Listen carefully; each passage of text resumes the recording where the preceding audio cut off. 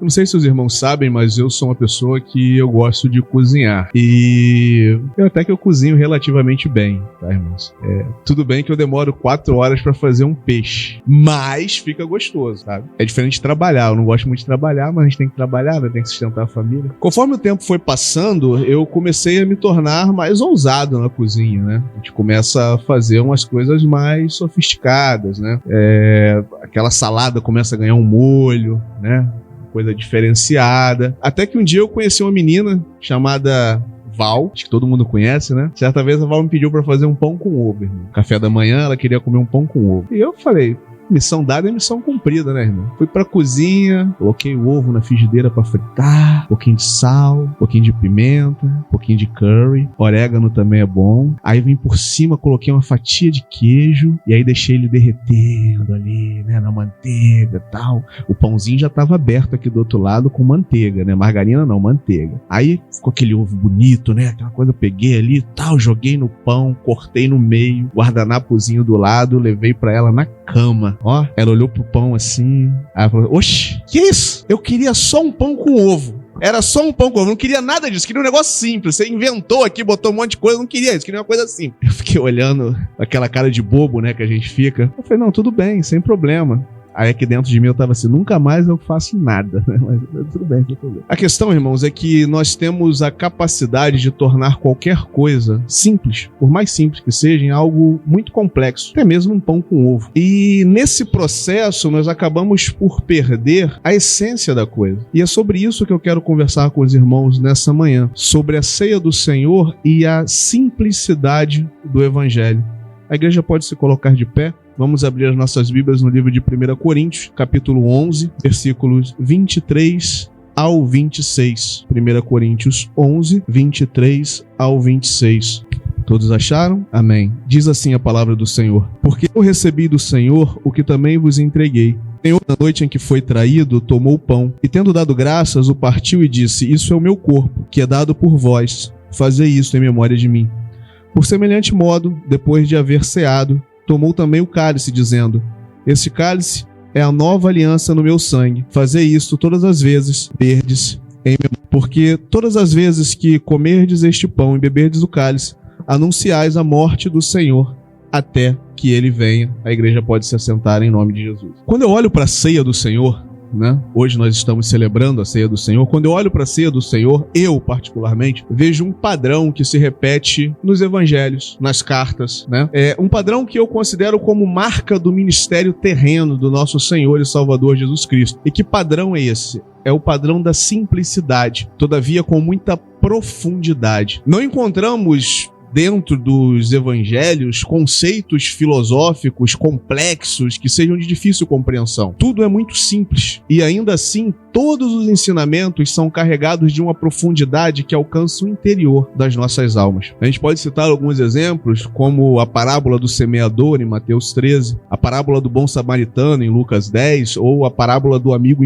importuno em Lucas 11, ou até mesmo a parábola das 10 virgens em Mateus 25. Mas a grande questão que me deixa maravilhado é que, embora tudo seja muito simples, ainda assim é impossível alcançar a profundidade do que está escrito e chegarmos à compreensão dessa mesma palavra tão simples sem o auxílio do Espírito Santo de Deus. O homem por si só ele pode pegar a letra e compreender os fonemas, os verbos, os adjetivos, mas ele não consegue compreender por si só a profundidade da palavra de Deus, porque é o Espírito Santo quem nos conduz nesse processo. Perceber isso tira as escamas dos nossos olhos. Perceber isso remove toda a nossa arrogância, toda a nossa presunção, toda a nossa autossuficiência, pedância, altivez, uma vez que nos mostra que tudo aquilo que nós sabemos, assim sabemos, porque Ele nos revelou através do seu Espírito Santo.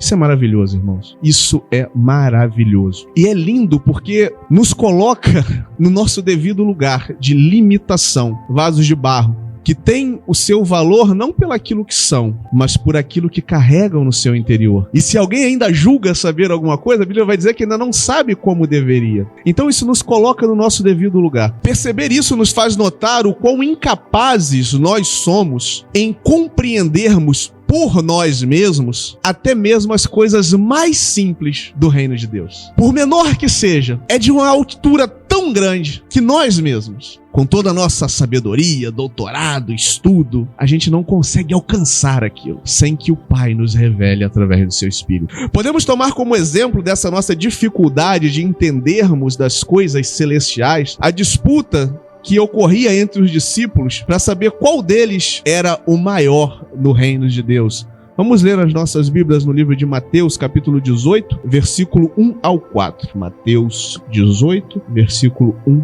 ao 4. Diz assim a palavra do Senhor: Naquela mesma hora, chegaram os discípulos a Jesus, dizendo: Quem é o maior no reino dos céus? E Jesus, chamando um menino, o pôs no meio deles e disse: Em verdade vos digo que, se não vos converterdes e não vos fizerdes como meninos, de modo algum entrareis no reino dos céus. Portanto, aquele que se tornar humilde como este menino, esse é o maior no reino dos céus. Simplicidade. Converter-se vai falar para as nossas vidas sobre abandonar a nossa velha caminhada, os nossos velhos hábitos, ideologias, convicções e seguir numa nova direção. Enquanto fazer-se como uma criança fala sobre uma relação íntima de dependência com um responsável capaz, sendo este tutor no decorrer das nossas vidas. Obviamente, quem nos convence do pecado é o Espírito Santo de Deus, e quem nos conduz ao conhecimento de Cristo durante a nossa caminhada é o Espírito Santo de Deus. É muito simples, mas também tem uma profundidade muito grande. Quando a palavra nos coloca esses dois condicionais, o se não vos converteres e o e não vos fizerdes como criança, esses dois condicionais apontam que as duas coisas devem acontecer, a conversão e a dependência, para que possamos entrar no reino de Deus.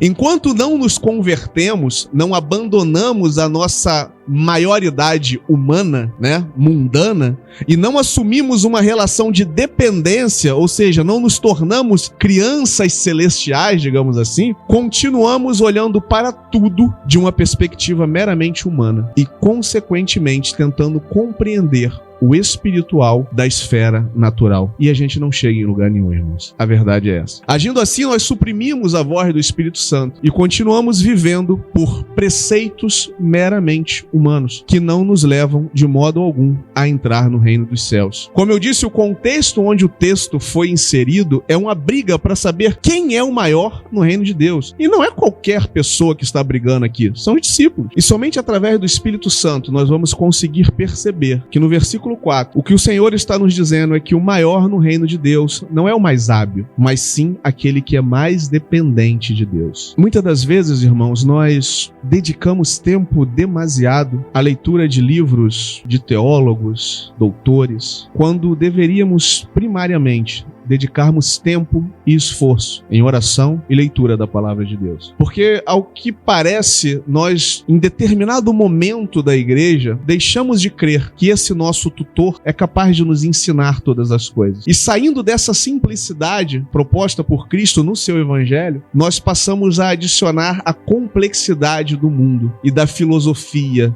e das palavras difíceis e dos conceitos formidáveis. E nos esquecemos, irmãos, das parábolas do joio e do trigo, do filho pródigo, da semeadura. Coisas simples, irmãos. Deveríamos olhar para o nosso mestre, porque se chamamos ele de mestre, deveríamos aprender com ele. Mas a gente tem uma tendência a tornar as coisas simples um tanto quanto complexas. Talvez a gente venha agir assim porque na complexidade humana é muito mais fácil de mascarar a minha condição deplorável espiritualmente. Jargões, palavras, floreios que tentam ocultar a decadência espiritual da igreja dos nossos dias. O maior é aquele que se torna humilde, como diz o versículo 4. Reparem que ele não é por natureza humilde, mas ele se torna humilde através do agir do Espírito Santo de Deus. E não por acaso a primeira bem-aventurança vai falar sobre isso. Aquele que é humilde e pobre de espírito. Aquele que entende que não tem nada, que está em total dependência do Deus que está na sua frente. Aquele que se rende diante do Senhor. E depois dessa compreensão, as coisas começam a ganhar perspectiva. Todas as bem-aventuranças, se você reparar, elas estão numa ordem espiritual, uma uma ordem objetiva, né? Elas vão ganhando intensidade. Você não pode ter a segunda sem ter a primeira, você não pode ter a terceira sem ter a segunda. E todas elas acontecem no aspecto espiritual, irmãos. Nada ali você tem de si mesmo. Não é a humildade que existe no homem. Não é a humildade que o mundo prega. É a humildade proveniente do Espírito Santo de Deus em te fazer reconhecer a sua total incapacidade e a sua total dependência de Deus. Amém, irmãos? O que eu estou tentando dizer para os irmãos nessa manhã é algo que tem estado em meu coração há muito tempo. É algo que é simples, mas também é profundo, irmãos. Nós falamos muito nos nossos dias em voltar para o modelo de Atos dos Apóstolos, mas para voltarmos ao modelo de Atos, precisamos voltar à simplicidade do Evangelho. O que eu quero dizer para os irmãos nessa manhã é: não perca a sua simplicidade. Deus é o único capaz de te fazer assentar no meio dos príncipes e princesas do povo. Ele é o único capaz de te capacitar da forma que você é para falar a nações, a povos, a multidões, se assim for da vontade de Deus. É que muitas das vezes nós não nos permitimos, nós não dizemos: Senhor, eis-me aqui. A igreja, de forma geral, passou a buscar demasiadamente conceitos complexos para explicar coisas que são facilmente compreendidas através do Espírito Santo de Deus, nosso tutor. Nos afundamos em livros e mais livros antes de nos aprofundarmos em oração, leitura da palavra e comunhão com Deus. Isso cria em nós a sensação de incapacidade, porque não conseguimos, irmãos, expressar muitas das vezes conceitos tão sofisticados igual nós vemos nos livros. Às vezes eu não tenho um vocabulário tão robusto igual o que está escrito ali no livro, ou o irmão fala, e eu começo a me limitar, né? Eu começo a olhar para aquilo ali e falar: meu pai, eu não posso falar do amor de Cristo. Eu não consigo fazer aquela explanação maravilhosa com palavras complexas. Eu não consigo. Mas tudo que nós deveríamos fazer, irmãos, é estarmos reverberando a voz do Espírito Santo de Deus. Pedro era pescador, irmãos. Duvido muito que a oratória de Pedro fosse igual a de Paulo. Ambos foram usados por Deus, para a glória de Deus. Em 1 Coríntios, no capítulo 11, no versículo 23, na parte A, o apóstolo Paulo nos afirma categoricamente que ele entregou exatamente aquilo que recebeu, porque ele vai dizer: porque eu recebi do Senhor aquilo que também vos entreguei. Nesses últimos dias nós não precisamos de grandes doutores, bacharéis ou oradores, irmãos. Nós precisamos de pessoas que, assim como Paulo, estejam comprometidas em não alterar a essência da palavra que é anunciada. Pessoas que recebam do alto da glória de Deus e se proponham a falar aquilo que o Espírito Santo quer dizer às igrejas. Uma característica primária dos profetas era que eles estavam vazios de si mesmo, de filosofia, para poderem ser cheios daquilo que Deus tinha para falar. Nesses últimos dias, nós precisamos de homens e mulheres que estejam dispostos a expressar a simplicidade e a profundidade dos ensinamentos de Cristo. Homens e mulheres que tenham a ousadia de se apresentar vazios diante das congregações para serem cheios do Espírito Santo de Deus. Homens e mulheres que não se prendam aos conceitos teóricos, mas que vivam a graça de Deus de forma prática, tendo plena consciência da sua insuficiência e total capacitação da parte de Deus. Se nós queremos ver o agir do Espírito Santo de Deus, se nós queremos ver o mover do Espírito Santo de Deus nas nossas vidas, devemos nos colocar diante de Deus vazios, para que Ele então possa nos encher.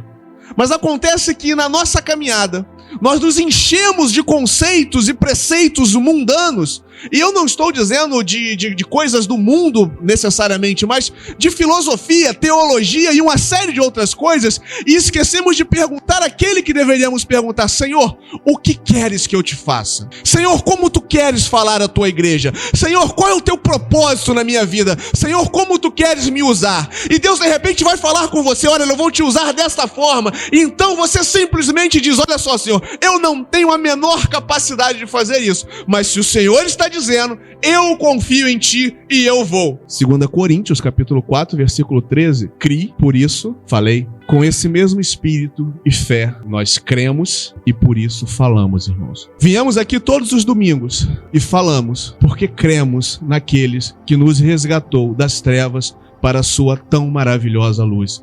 Porque cremos naquele que revelou a sua palavra. Porque cremos naquele que revelou o seu Filho em nós. Porque cremos naquele que é galardoador, naquele que perdoa os nossos erros, as nossas falhas, aquele que estende as suas mãos sobre as nossas vidas e nos sustenta. Nós cremos, por isso falamos. Pois até onde me consta, irmãos, pastores, evangelistas, diáconos, membros, todos comemos de um mesmo pão. O que mostra que nós temos parte em um mesmo corpo. E sendo o mesmo corpo, temos o mesmo Senhor por cabeça desse corpo, que é Cristo. Porque diz em 1 Coríntios, no capítulo 11, no versículo 24, isso é o meu corpo, que é partido por vós. Não para um subgrupo específico de pastores, ministros, não. É partido por todos nós, a igreja de Cristo. Ele morreu por amor de nós. Quem estava naquela cruz eram os nossos pecados sendo castigados nele. Então, quando participamos do pão, entendemos que nós morremos com ele naquela cruz,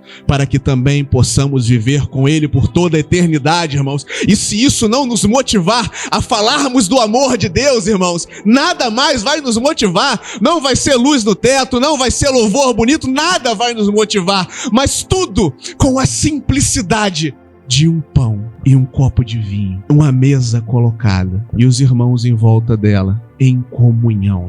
Louvado seja o nome do Senhor. Todos os membros do corpo estão sujeitos a obedecer à vontade daquele que é o cabeça e Senhor do corpo, Cristo Jesus, o nosso Senhor. Sendo então todos nós devedores de obediência às ordenâncias de Cristo expressadas na sua palavra. Palavra essa que nos afirma que o desejo do nosso Senhor é que esse evangelho do reino seja pregado em todo o mundo, em testemunho a todas as nações, como diz em Mateus 24, versículo 14, e que sejamos suas testemunhas tanto em Jerusalém como em toda a Judéia e Samaria e até os confins da terra, como diz em Atos, capítulo 1, versículo 8. E de igual forma, participamos todos de uma mesma aliança, ratificada com sangue, o que nos faz alvos de uma mesma graça. Todos sabem o que é ratificada? Todos compreendem o que é ratificada? Ratificada é um processo pelo qual uma legislação, uma lei, um tratado, um acordo, ele passa a ter efeito legal, né? Para um determinado acordo judicial ter valor legal, ele precisa ser ratificado. Amém, irmãos? 1 Coríntios, capítulo 11, versículo 25, diz que esse cálice é a nova aliança no meu sangue, diz o Senhor. O que eu quero dizer, irmãos, é que eu sou tão dependente da graça de Deus quanto você é, meu irmão. O que eu quero dizer, irmãos, é que eu vivo a minha vida buscando o padrão de Cristo. Aonde você aprendeu isso, meu irmão? Eu aprendi com Paulo. 1 Coríntios 11, vai lá no versículo 1. Vai lá no versículo 1. Paulo diz o seguinte: sede meus imitadores, como também eu sou de Cristo. Sede meus imitadores, como também eu sou de Cristo. O que Paulo está tentando dizer é o seguinte: olha só, meu irmão, eu imito a Cristo. Faz a mesma coisa. Faz a mesma coisa. Eu estou imitando o nosso mestre, porque compete ao discípulo imitar o mestre. Faz a mesma coisa. Sede meus imitadores, como eu sou imitador de Cristo. Ah, irmão, mas você está muito longe disso. Sim, irmãos, eu concordo, eu estou muito longe. Mas a questão é que eu estou tentando chegar lá, e você? Somos tão servos de Deus, irmãos, quanto Paulo foi. Somos tão servos de Deus quanto qualquer servo de Deus na história. Mesmo na sua simplicidade, no seu jeito simples de ser, você é servo de Deus. Ah, irmão, mas Elias orou e o fogo desceu do céu. Sim, em primeiro lugar, isso quer dizer muito mais sobre Deus do que sobre Elias. Amém? E em segundo lugar, Deus nos usa nos nossos dias para levarmos almas ao arrependimento. João 14, 12, né? Aquele que crê em mim, obras ainda maiores farão. A Bíblia fala que existe alegria no céu quando uma alma se volta para os caminhos do Senhor. Elias orou e o fogo desceu do céu, consumiu o holocausto. Quantos se arrependeram, irmão? Mas através do evangelho de Cristo Jesus, pessoas estão sendo resgatadas das correntes do inferno e trazidas para o reino do Filho do seu amor. Isso é lindo, irmãos.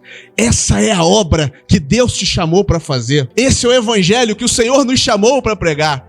Um evangelho simples, mas que tem uma profundidade, porque ele nos mostra o amor desse Deus todo-poderoso por criaturas insignificantes, como eu e como você. Se o Senhor colocou no seu coração uma palavra, não se preocupe se você vai gaguejar, se você vai falar de forma meio atabalhoada. Não se preocupe até mesmo se alguém vai rir de você, irmão. Como diz em Atos dos Apóstolos, no capítulo 5, versículo 29, mais importa obedecer a Deus do que aos homens. Eu me lembro que no decorrer da minha vida, em algum momento, eu tentei sair da simplicidade do evangelho e caí numa coisa chamada curso de homilética. No curso, a pessoa dizia que você tinha que dividir o sermão de uma determinada forma e que você deveria balançar os braços de um determinado jeito e que você deveria usar uma determinada entonação de voz. Irmãos, eu sei que 5 minutos tentando aquilo, eu tava parecendo um bailarino, sabe? E não saía nada. Então eu escolhi ser isso aqui, irmãos.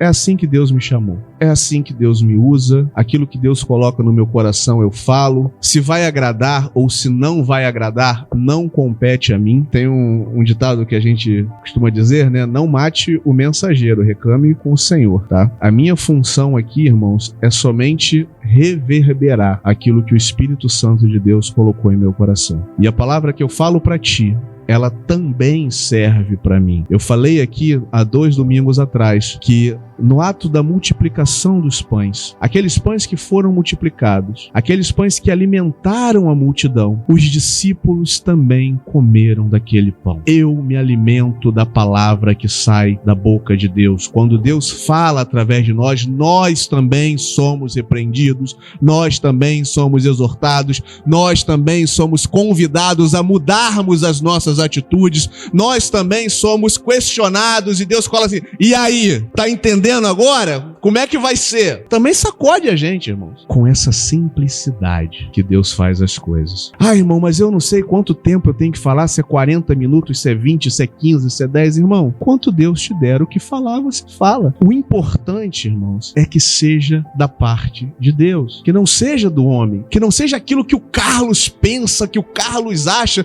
porque o Carlos não pode salvar a tua vida. Mas Deus conhece os nossos corações. Deus conhece a necessidade da sua igreja. O Espírito Santo de Deus que conduz a igreja, ele sabe a necessidade do corpo e ele aplica o remédio necessário para que o corpo não pereça. É importante, irmãos, nós meditarmos nisso e nós termos no nosso coração essa simplicidade que o Senhor tinha. A igreja, infelizmente, ela se desviou muito disso, mas ainda há tempo de, nesses últimos dias, nos levantarmos como igreja santa do Senhor.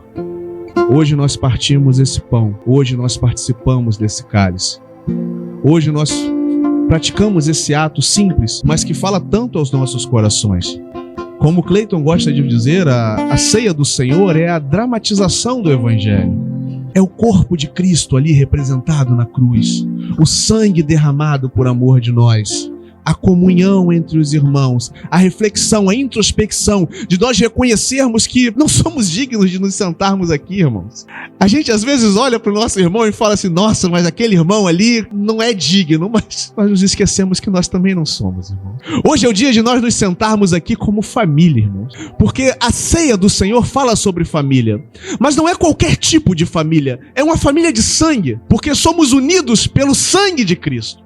Temos a Deus por nosso Pai. Que o Senhor possa limpar os nossos corações, que o Senhor possa tirar toda a mágoa, que o Senhor possa tirar todo o peso, que o Senhor possa nos converter a Ele, para que nos voltemos para a palavra de Deus com a simplicidade do perdão, a simplicidade em olhar que a mesma graça que foi usada com a minha vida vai ser usada com a sua vida, a simplicidade de notarmos que nem sempre vamos ser perfeitos, irmãos, mas que ainda assim devemos buscar a perfeição, a simplicidade em reconhecer que nós falhamos sim, mas que Ele é perdoador, irmãos. A simplicidade de compreendermos que ainda que o nosso coração nos condene e fale, você não merece, nós dizemos assim, realmente eu não mereço, mas Cristo Jesus morreu por amor de mim, então eu posso participar desse pão, eu posso beber desse cálice, eu posso estar em comunhão por conta daquilo que Ele fez e não por conta das minhas próprias justiças, irmão. O evangelho é tão simples, irmãos, e eu fico com a sensação de que nós temos fechado a porta do reino dos céus,